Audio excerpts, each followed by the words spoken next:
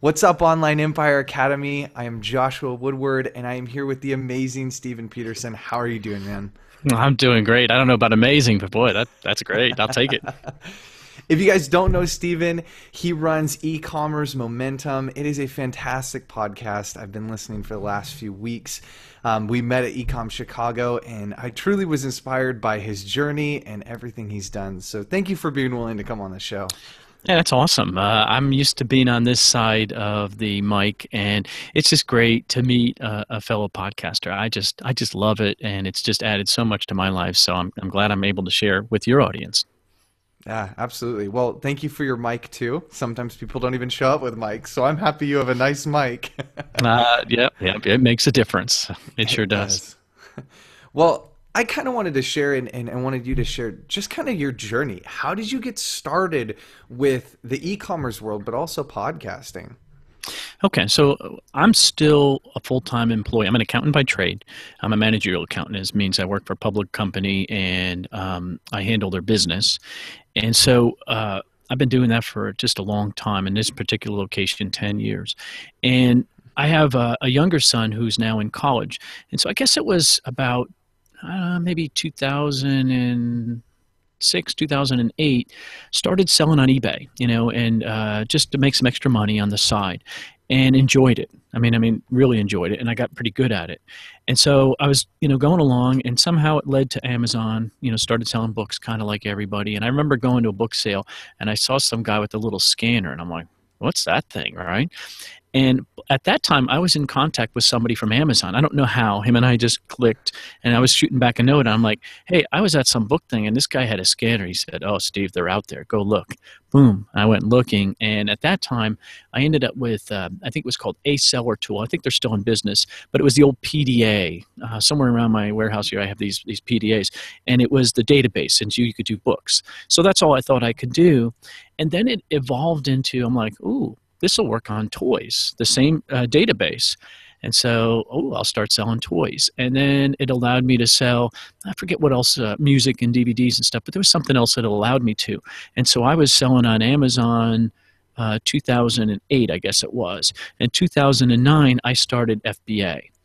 And that just blew my mind because it was like, oh my gosh, you could send all my stuff there and I don't have to do the shipping. So, that's been an evolution, but I'm still working full time. Still to this day, I still work full time. But, we've grown it. My wife helps me. We've grown it. We have almost, and I'm not boasting, so I don't want to come across this way, but I can talk the talk because we have almost 5,000 SKUs on eBay. And Wow. people are blown away with that. And so a SKU, right, a stock keeping unit, is just one style of an item. And so sometimes I bought some stores, and I'll buy a hobby store, for example, and they'll have 26 of the same model. Well, it's one listing on eBay, but I have stacked in my warehouse 26 high. And so I don't know how many thousands of items we have for sale. But that business has really done well. eBay is alive and well, and I still enjoy it. And I've even used a VA from the Philippines to help me do my listings. He literally would do all my listings, and he was pumping out so many, I had to have him stop because I'm like, I can't handle more than 5,000 listings. That's a lot of shipping. I ship about 35 items a week. I Wow. shipped 2,000 items last year, Oh and I my loved it. I goodness. mean, it's there's efficiencies. I gave a talk this earlier this year in Baltimore, and I explained it. And I showed pictures, and people are like, "How do you do it?" And I'm like, "Well, if you think about it, if you sell similar items, you can gain efficiencies. You buy the same size boxes, right? You can go get free boxes. That's work. You can buy the boxes; they're 50 cents a piece. You price it in. But if you use the same size boxes for maybe 3 or 4 standard, you can really efficiently just pack that stuff out. Well, I'm an accountant, so inventory is pretty good for me, right? So I have an inventory system, and I have in my listings, if you ever saw a listing and it had a number and a code in it, it might be mine. And that allows me to efficiently find those items every single day and just pound them out, right? And so that's really worked really well. And then, Amazon FBA, we've been doing that for so long. You get to a process of that too. You get to the point where you know what you're buying, you buy it, you pack it, you ship it, and you send it out. I have used some shipping services like John Bullard, my inventory team down in Tennessee. Great experience with them. But, I use them for oversized stuff now. I can process it so much faster myself because I just don't have to buy as much, you know. So that's kind of how I got into the e-commerce world. And then, you know, I started meeting Andy Slamans. If you have not heard of Andy Slamans, listen to one of my interviews with him. He's my first interview. But Andy and I became friends. He lives about 25 miles from me, and we were one of the first two people to go out sourcing together. And back then, it was like, oh my God, you both of you went to the same store. How did you handle it? Or like, neither one of us need the money. It was kind of like, yeah, no big deal, right? We became friends, and so we really talk about it all the time, you know. And so it just started getting bigger and bigger, and started talking to more people. He introduced me to a whole bunch of people, and the more I talk to people, the more I like to talk about things. And so the podcast just seemed like a natural thing because I'm not a great writer. I'm okay. And I do blog a little bit on my site, but I love talking about this stuff. I just finished an interview just before we're getting on this interview. Man, I learned something every time I talk to somebody. And what was cool was this guy said, he was at the Ecom Chicago conference, and he said that he was listening to me. He said, it sounds like two friends talking. That's the way your interviews come across. And that's really what I'm looking for, because that's what it feels like to me. And so that's how it's evolved. And I just love it. And I don't know if I'm ever going to stop. I'm doing 2 a week, which is a pretty aggressive thing on top of all that I do. So I have a pretty busy life. Yeah, it sounds like it. I was amazed when we had talked a little bit. I was absolutely amazed that you were doing 2 a week, because I do 1 a week, and it's a lot on top of, you know, webinars and everything else we have going with the business. So I can't even imagine running a full-time job, a full-time eBay and Amazon business, and then podcasting on top of it. What have you found are some of your exciting moments, and then some of your just like super draining moments with doing podcasts? You know, I think podcasting, I mean, I think it's a grind, right? So it is, you know, it's 2 days a week for me. And so that does take a commitment. It's 2 days a week of interviewing. My first podcast interview was with Andy Slamans, as I mentioned. It took me 5 hours. So about an hour to record, right?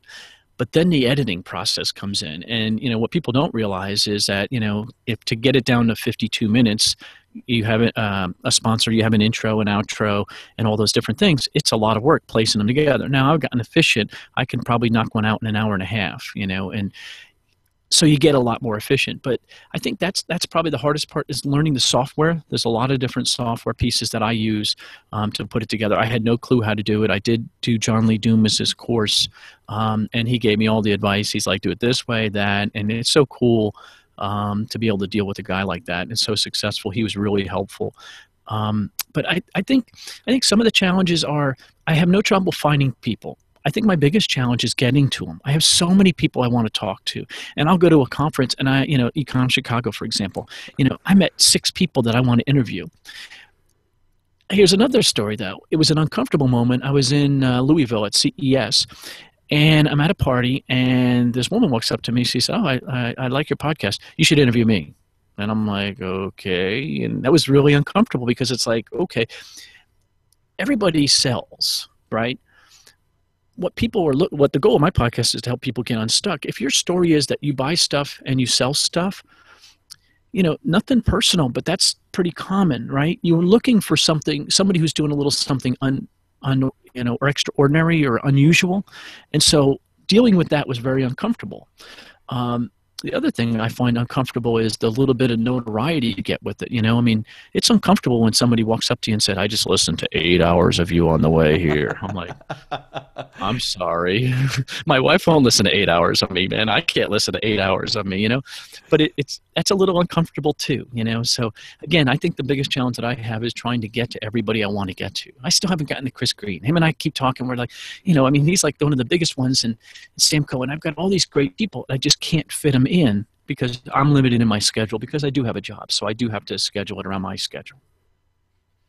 Ah, that's so good. And I think, there's so many people out there who, my New Year's resolution was to start a podcast. And I'm like, yeah, my New Year's resolution was to not be sitting behind a desk. But like, it's part of my joy now is my job stopped being as much being behind a desk and more about talking with people. And my favorite thing is interpersonal communication. And when we had a chance to talk, I was so excited because it seems like you thrive on it. And I'm sure all the listeners have felt that just as you're talking of like, no, you actually love doing this. And I love that you have a vision with what you're doing, that it's not sporadic.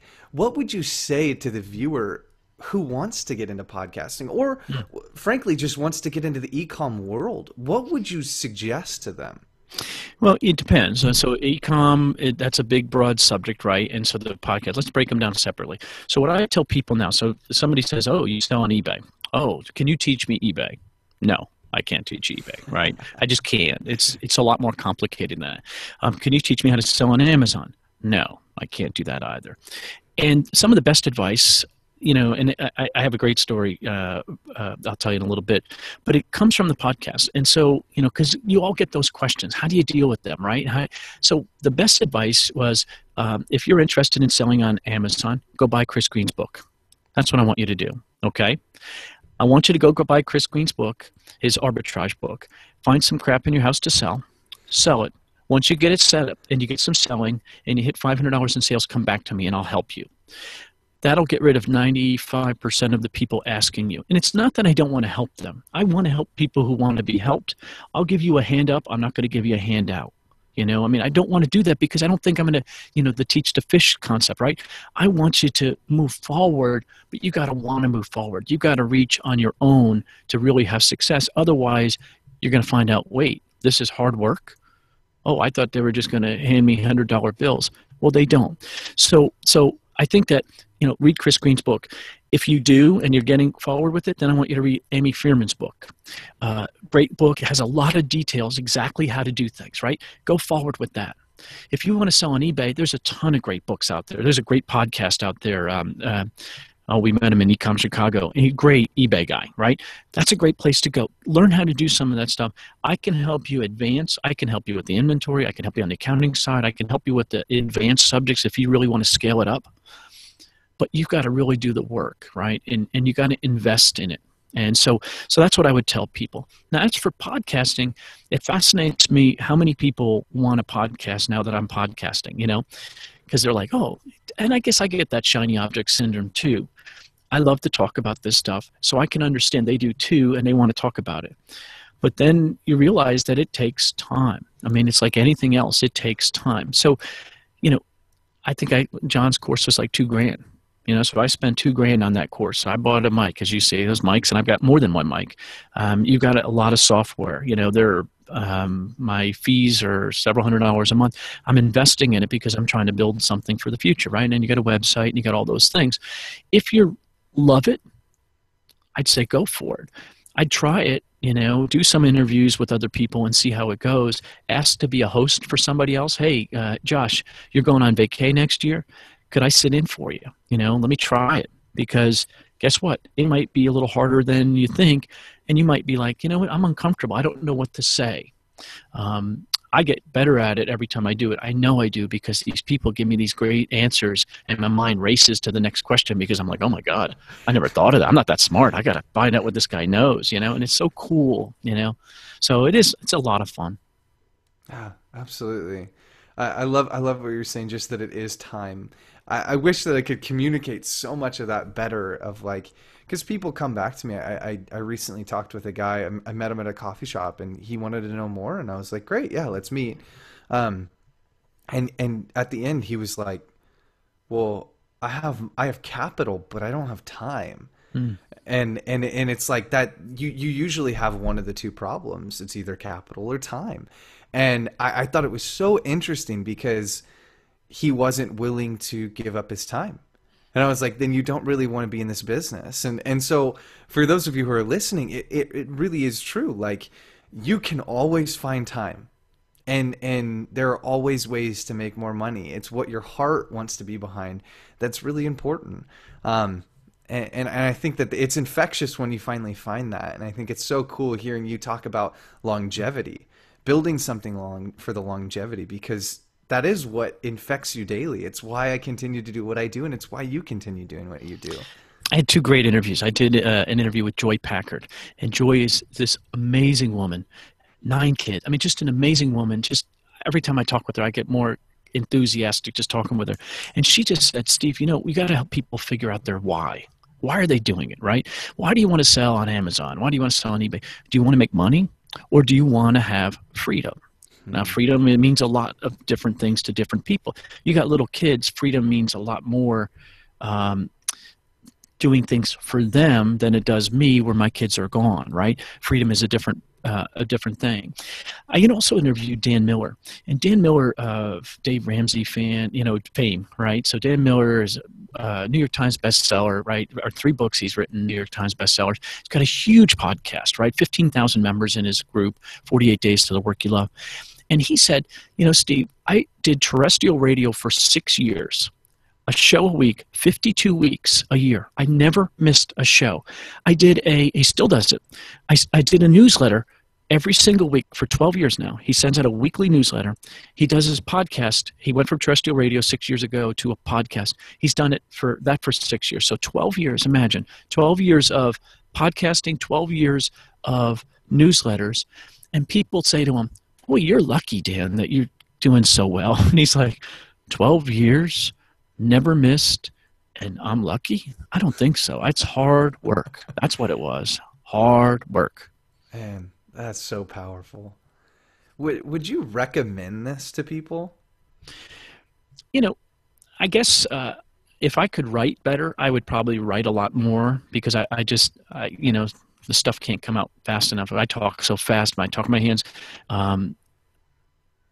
I think you got to find out your why, right? So what do you want to do? And not an end game, because, I always coach my kids the same way. It's like, don't plan the rest of your life, please. Life's going to change so much, and you want to change. You want to change with it, right? As you grow, let your soul grow, and let things move, right? So I think that you figure out, why would you want to do this? If you want to go in and learn how to sell, Brett's group, your group, amazing people. They will teach you all that. But there's more to selling than just selling. It gets old, because selling becomes a job, right? You can leave a job. If you have a job, you can go get another job, right? If you love it, it won't be work. So if you want to talk to people, and you want to podcast, or you want to write, or whatever your why is, it will not be work, and you'll know it. I just interviewed, now I'm drawing a blank. Oh my God. Robin Johnson. Oh my gosh, I can't believe I just did her interview. It just came out this past week. I talked to so many people. I did an interview just a little while ago. But what was so cool about what she said was that, you've got to figure out sometimes that this isn't what you want to do. So when you start something and you try it and you're not really digging it, that's sometimes better than it being a great instant success, because now you can chalk it off and say, off my list. That I don't want to do again. And I think there's some power in that, because everybody sees, you guys are so successful. Josh, you're such a successful podcaster. It must be easy. It must be. No, you have a gift for it, right? You have a natural talent for it, and it comes across that way. Not everybody has it, and not everybody's cut out for it. And so sometimes try it. If it's not working, that's okay. It doesn't mean you failed. It just means that that's not your thing. Something else. Gosh, that's so good. That's so good. I got like a list of notes over here. Oh no. What are the do's and don'ts? So I'm like, I'm gonna give it a go. What are some of the do's and don'ts that you would suggest to people? I got asked today whether I would consider doing a daily podcast. And I'm like, oh my God, is the audience there for a daily podcast? I'm not going to do it. And I think about it, and I don't know. Maybe it'll work, but I don't think I want to give that up, right? So that's a don't for me. I don't want to give up the one thing that I don't have a lot of. It's time. You already said that was your advice, and I follow it too, is that I only have so much time. I'm not giving it up for that. Do I think I can get there? Maybe, So I think that's one thing. I think not. I just did another great interview, and it was Scott Zilke, and Scott said, you got to do what you do. Don't do what Steve does, because what Steve does might work for Steve, might not be. Some people might be turned off by it, but it seems to be working for him, and he's enjoying it. You might not like it, so do what you want to do, right? And so what Josh does with audio and video, I don't do. I do audio only. I am more comfortable with it. I can record it when I want. I can edit it. I can do whatever I want. That's better for me. So that's the video won't work for me. All right. And so I think that's the lesson. That's what you want to do. What works for you, and then do it. So good. Oh man, I think my takeaways from this are find out your why. I think is my biggest one. Is so many people, the question in your heart. It's like, why? Why am I here? Why am I doing it? It's like, no, literally just figure out why you're doing what you're doing. I think, one of the questions that I continually come back to, and Brett and Dean ask me all the time, is why are you doing the Online Empire Academy podcast? Why are you working with us? Why are you doing this? And they challenge me. They're fantastic, fantastic partners to work with, because it continually comes back as, I'm doing it because I love it. I'm doing it because I love the people, and because I love the interactions that I get to have, and that's my why. So I mean, that's one of mine. The other one that I'm taking away is you have to figure out what you want to do. You just said it. Like, figure out what it is that you want to do. Don't go do whatever the next guru. There's always going to be another guru. If I found anything in the last 3 years of working with Brett, it's that somebody else comes through the pipeline at least once a month with a new idea and a brand new concept. And it's like, honestly, at the end of the day, it only works if you take your time or your money and invest in it. Mm. And, That's and so it's funny. I did this, right? And you're the first one to hear this. This is true. I've done 40 interviews, 40 successful people, right? That's who I've interviewed. I'm interviewing successful e-commerce sellers. Their average sales have been $482,000. That's the average successful seller, right? And they will this year do $840,000. So a 74% improvement is what they're thinking they're going to do, right? But the point is that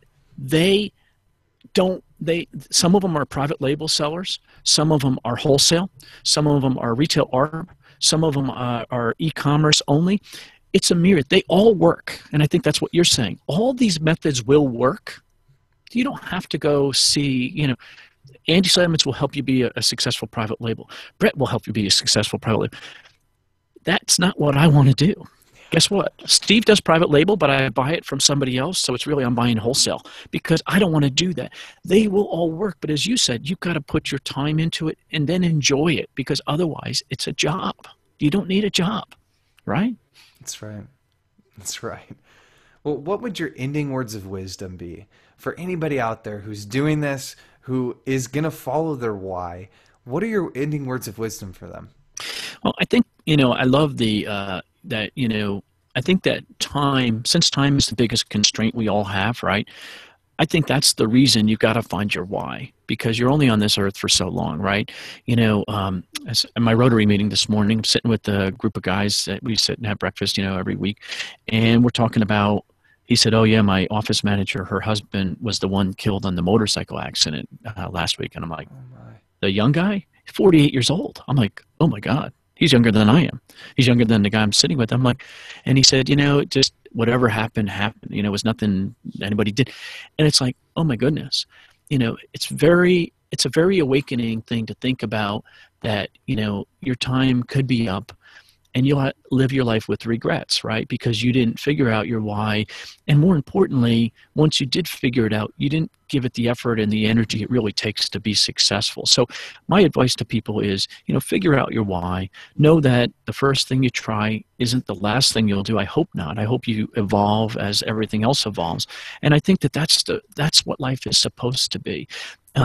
My good friend Andy Slemons always says, bring joy to others, right? Bring joy to others. That comes across if you're loving what you do, and so I just think that find out your why, enjoy it, and just live life. Gosh, find your why. Oh man, find your why and bring joys to others. Those are notes I'm keeping. I'm putting those on my wall. That's so good. Well, thank you so much for being here. Thank you for being on the show. Where can people find you? What's the best place? It's the easiest place is ecommercemomentum.com. It's a podcast. It comes out a couple times a week. I talk a lot, so you'll hear me. But I talk to the coolest people, and every time I talk to them, I'm always amazed. And I sit back and say, "Wow." I usually leave these podcasts and I go upstairs. My wife's like, "Oh my God, you're pumped, aren't you?" I'm like, "I'm jazzed, man." These people are so inspiring. If you want some inspiration in your life and you want to hear people who have done it, and it's not easy, and they've made mistakes, they're human, they're just like you and I, that's what you'll get. It costs nothing. I love talking about it. I hope you enjoy it. I hope you get something from it. You can reach out to me there. There's a link on there to talk with me or what have you. But, just come and take a listen and see if you can get something from it. Yeah, I love it. It's been an inspiration to me, and there truly are amazing guests every week. And being a podcaster, I can appreciate when somebody's putting out good content, and you absolutely are, and I can endorse that all day long. That's very kind of you. You're being very generous. I appreciate that. Well, Empire, if you want to know more about us, you can follow us on Facebook. You can also go onto iTunes and Stitcher Radio and YouTube. Comment, like it, do whatever you want. We're here, and we are a resource for you guys to come and learn. So please, if you want to know more about Stephen and everything he's doing, please follow. Look at what we have. Well, it'll be all in the notes. But yeah, thank you again for coming on. I really appreciate it. You're welcome, my friend. Hey, best wishes. Take care. Absolutely. Until next time, Empire, have a great day.